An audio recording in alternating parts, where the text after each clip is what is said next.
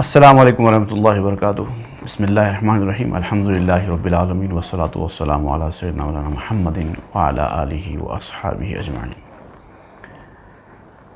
جیسا کہ گزشتہ کے ویڈیو کلپ میں آپ کو بتایا گیا تھا کہ رمضان المبارک کے ان مقدس دنوں میں جب کہ ہم سب لوگ لاک ڈاؤن کا شکار ہیں اور گھروں میں اپنے بند ہیں، ان دنوں میں ضروری معلوماتی کلپس آپ کی خدمت میں پیش کیے جائیں گے۔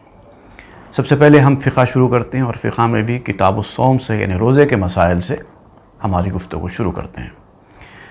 ضروری فقہی معلومات وقتاً فوقتاً آپ کی خدمت میں پیش کی جائے گی، اس کے بعد پھر دوسرے موضوعات کا بھی احاطہ کیا جائے گا۔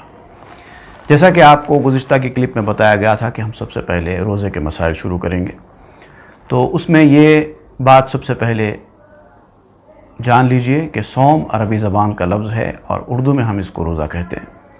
صوم کے لغوی معنی یعنی لٹرل میننگ ہوتے ہیں اپنے آپ کو روک لینا، رک جانا، لیکن چونکہ یہ ٹرمینالوجی ہے، شریعت کی اصطلاح ہے، تو ہم کو اس کی تعریف بھی جاننا چاہیے، اور اس کی تعریف یہ ہے کہ اپنے آپ کو مخصوص وقت میں یعنی صبح صادق سے لے کر غروب آفتاب تک، یعنی فجر کی نماز کا وقت شروع ہونے سے لے کر مغرب کی نماز کا وقت شروع ہونے تک جن چیزوں سے روکا گیا ہے ان چیزوں سے اپنے آپ کو روک لینا عبادت کی نیت سے، یہ ہے تعریف صوم کی، روزے کی۔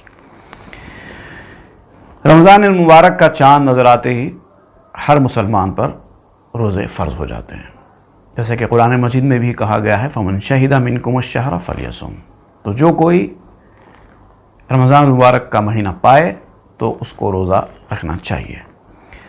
روزہ رکھنے کے جو واجب ہونے کی شرطیں ہیں وہ 4 شرطیں بیان کی گئی ہیں۔ سب سے پہلے تو ہے اسلام یعنی مسلمان ہونا، دوسری شرط ہے عقل مند ہونا، دیوانے پر روزہ فرض نہیں ہے، جو عقل سے معوف ہو چکا ہے، جو اپنے ہوش میں نہیں ہے، اس کے اوپر روزہ فرض نہیں ہے۔ بلوغ یعنی کم عمر بچہ جو نابالغ ہے اس پر بھی روزہ فرض نہیں ہے، لیکن نابالغ سے مراد وہ قانونی نابالغ نہیں ہیں جو 18 سال سے پہلے ہوتے ہیں، بلکہ وہ ہے فطری بلوغت۔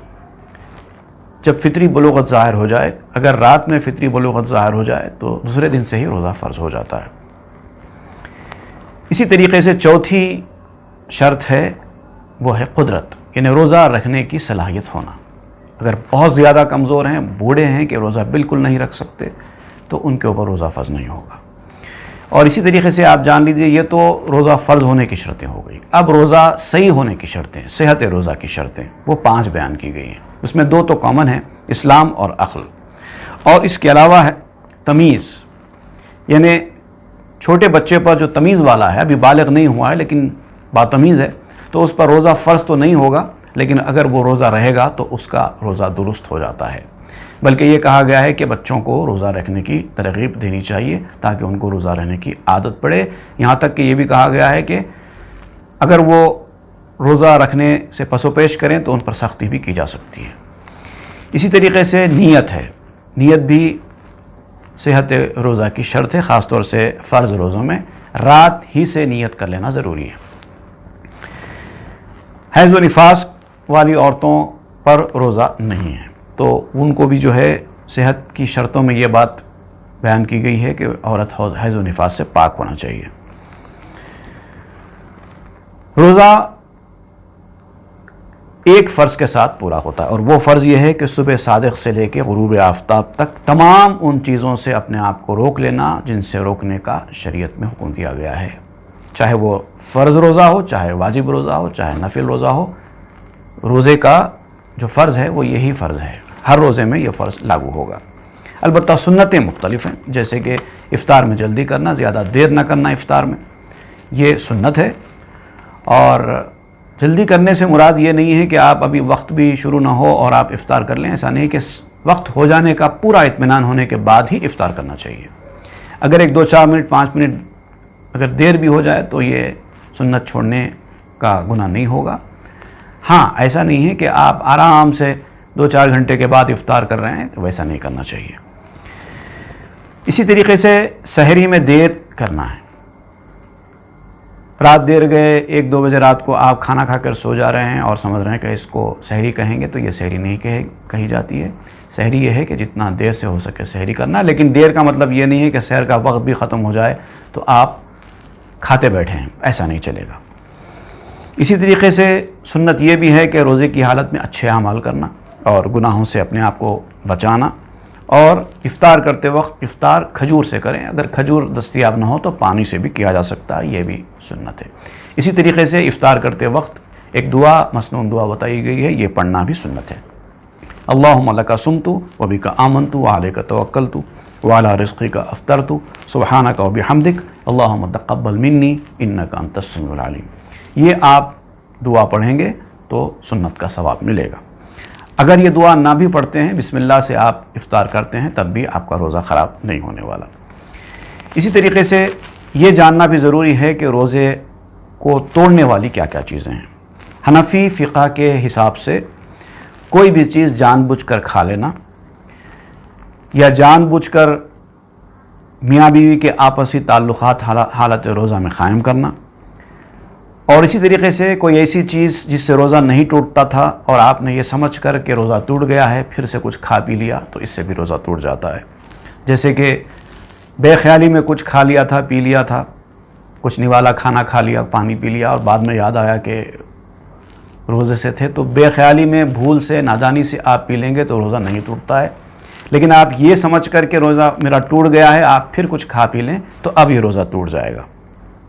تو اس طریقے سے یہ حنفی فقہ کے حساب سے یہ ہے مفسدات روزہ، جبکہ حنبلی فقہ میں مفسدات روزہ مختلف الگ بیان کی گئی ہیں کہ ایک اس میں یہ بھی ہے کہ روزہ کو توڑ لینے کی نیت کرنے سے بھی روزہ ٹوٹ جاتا ہے، یہاں تک کہ روزہ رکھنے یا نہ رکھنے کے بارے میں تردد کرنا یا آگے پیچھے ہونا، اس سے بھی روزہ ٹوٹ جائے گا۔ پیٹ، حلق یا دماغ میں کوئی چیز چلی جائے تو روزہ ٹوٹ جاتا ہے۔ کوئی بھی ایسا عمل کرنا جس سے انسان پر غسل واجب ہو جائے اپنے عمل سے، تو اس سے بھی روزہ ٹوٹ جاتا ہے۔ جان بوجھ کر خے کرنا، اس سے بھی روزہ ٹوٹ جاتا ہے۔ پچھنے لگوانا یا حجامہ کروانا اور اس سے اگر خون نکلا تو اس سے بھی روزہ ٹوٹ جائے گا، بلکہ روزہ پچھنے لگانے والے کا بھی ٹوٹ جائے گا، لگوانے والے کے ساتھ ساتھ۔ اسی طریقے سے جماع، میاں بیوی کے آپسی تعلقات سے بھی روزہ ٹوٹ جاتا ہے۔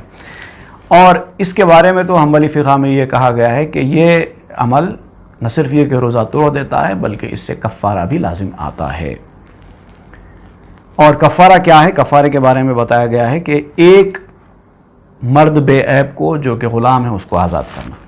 اب ظاہر بات ہے آج کے دنوں میں کوئی غلام تو ہے نہیں، تو ایسی صورت میں یہ ہے کہ اس کا کفارہ ایک روزے کے توڑنے کا کفارہ یہ ہوگا کہ مسلسل 60 دن تک روزے رہنا۔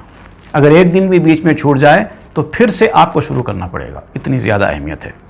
اگر یہ نہیں ہو سکتا ہے تو پھر 60 مسکینوں کو 2 وقت کا پیٹ بھر کھانا کھلانا، اور اگر یہ بھی نہیں ہو سکتا ہے تو اناج دے دیں، اور اناج کی مقدار یہ بتائی گئی ہے، اگر آپ گیہوں دے رہے ہیں تو 1.25 کلو گیہوں، ایک مد کہا گیا ہے، انہیں 1.25 کلو ہوتے ہیں فی آدمی کے حساب سے، 1.25 کلو گیہوں دیں، اور اگر جو یا کھجور وغیرہ دے رہے ہیں تو پھر 2.5 کلو دینا ہوگا۔ یہ ہے کفارے کی کیفیت۔ اب کچھ باتیں اور ہیں جو آپ یاد رکھیے۔ ایک تو یہ کہ منہ میں تھوک آنے سے، نگلنے سے روزہ نہیں ٹوٹتا۔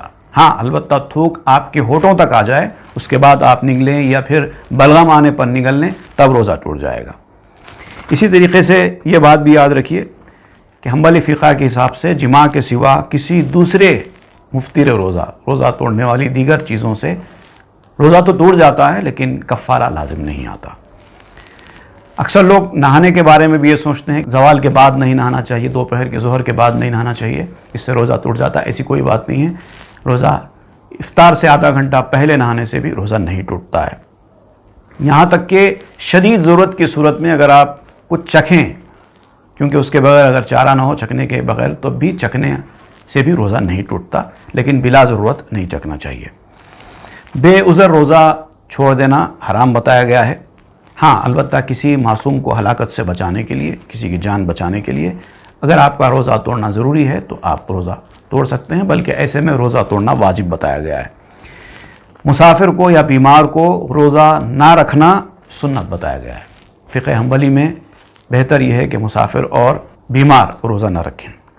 اسی طریقے سے پریگننٹ لیڈی، حاملہ عورت یا دودھ پلانے والی کو اگر اپنے بچے کے کسی طریقے سے نقصان کا اندیشہ ہے روزہ رہنے سے تو وہ بھی روزہ بعد میں قضا کر سکتی ہے۔